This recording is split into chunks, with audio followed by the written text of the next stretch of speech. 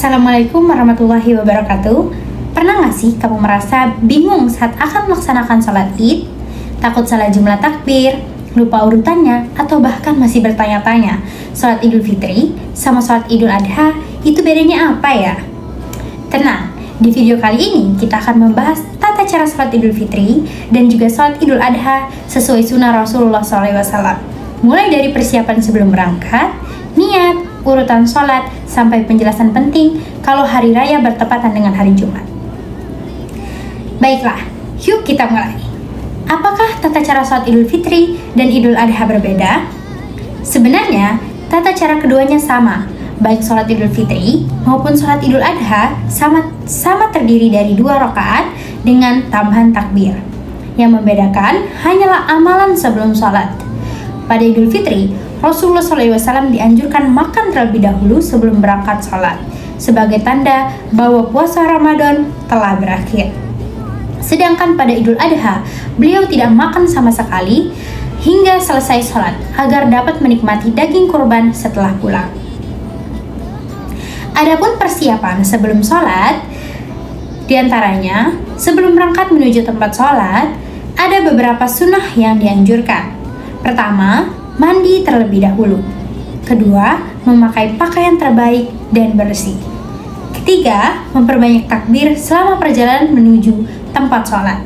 Misalnya, membaca Allahu Akbar, La ilaha illallah, Allahu Akbar walillahil hamd. Dan jika memungkinkan, berangkat dan pulang melalui jalan yang berbeda, sebagaimana dicontohkan Rasulullah SAW. Perlu kita ingat juga, sholat id tidak diawali dengan azan maupun iqamah. Ketika imam datang, langsung sholat dimulai. Oke, sekarang masuk ke tata cara sholat id. Sholat id terdiri dari 2 rakaat. Rakaat pertama, sebelum memulai sholat, hadirkan niat di dalam hati karena Allah Ta'ala. Perlu diketahui, niat tempatnya di dalam hati. Adapun melafalkannya, niat hanya bertujuan membantu memantapkan hati. Jika menjadi makmum sholat idul fitri, yaitu usolli sunatan lil idul fitri rakaataini makmuman lillahi ta'ala. Artinya, aku berniat melaksanakan sholat sunnah idul fitri 2 rakaat sebagai makmuman karena Allah Ta'ala. Jika menjadi imam, usolli sunatan idul fitri rakaataini imaman lillahi ta'ala. Artinya, aku berniat melaksanakan sholat sunnah idul fitri 2 rakaat sebagai imam karena Allah Ta'ala. Sedangkan untuk sholat idul adha, lafaznya sama, hanya kata idul fitri diganti menjadi idul adha. Setelah berniat, lakukan takbiratul ihram sambil mengangkat kedua tangan seperti sholat biasa. Kemudian, membaca doa iftitah. Setelah doa iftitah, lakukan 7 kali takbir tambahan. Selain takbiratul ihram, di sela-sela setiap takbir tidak ada bacaan yang diwajibkan.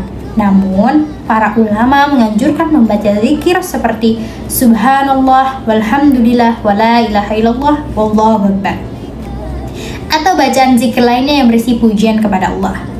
Setelah selesai 7 takbir, membaca tawuz, kemudian membaca surah Al-Fatihah. Lalu membaca surat Al-A'la atau boleh juga surah Qaf, sebagaimana yang pernah dibaca Rasulullah SAW. Setelah itu lanjutkan ruku, i'tidal, sujud, dan duduk di antara 2 sujud. Lalu sujud kedua seperti sholat biasa. Selanjutnya ke rakaat kedua, bangkit berdiri sambil bertakbir, kemudian lakukan 5 kali takbir tambahan. Di sela-sela takbir, kembali dianjurkan membaca zikir seperti sebelumnya. Setelah itu, membaca Al-Fatihah, kemudian membaca surah Al-Ghasyiyah atau boleh juga surah Al-Qamar. Selanjutnya, lanjutkan sholat seperti biasa hingga tasyahud akhir dan salam. Mudah kan teman-teman? Kalau masih bingung, ingat saja rumus sederhananya. Rakaat pertama, 7 takbir. Rakaat kedua, 5 takbir. Setelah salam, imam akan menyampaikan khutbah. Berbeda dengan sholat Jumat, khutbah sholat id dilakukan setelah sholat. Jamaah sangat dianjurkan tetap duduk untuk mendengarkan khutbah karena berisi nasihat, pengingat, dan juga pesan ketakwaan. Dan bagaimana kalau hari raya jatuh di hari Jumat? Nah, ini pertanyaan yang sering muncul. Kalau Idul Fitri atau Idul Adha bertepatan dengan hari Jumat, bagaimana sebenarnya hukumnya? Berdasarkan hadis Rasulullah SAW, orang yang sudah melaksanakan sholat Id diberikan keringanan untuk tidak menghadiri sholat Jumat. Namun, imam masjid tetap dianjurkan menyelenggarakan sholat Jumat agar orang yang ingin menghadirinya atau yang belum melaksanakan sholat Id tetap bisa mengikuti sholat Jumat. Lalu, bagaimana jika seorang tidak menghadiri sholat Jumat karena sudah melaksanakan sholat Id? Ia tetap wajib melaksanakan sholat zuhur 4 rakaat sebagai penggantinya. Jadi, keringanan tersebut bukan berarti tidak perlu sholat sama sekali. Nah, itulah teman-teman cara sholat Idul Fitri dan juga cara sholat Idul Adha sesuai sunnah Rasulullah SAW. Semoga setelah menonton video ini kita bisa melaksanakan sholat hari raya dengan lebih tenang, lebih khusyuk, dan sesuai tuntunan Nabi Muhammad SAW. Kalau video ini bermanfaat, jangan lupa bantu like, subscribe, dan bagikan kepada keluarga maupun teman-teman agar semakin banyak yang mendapatkan manfaat. Terima kasih teman-teman yang sudah menonton. Wassalamualaikum warahmatullahi wabarakatuh.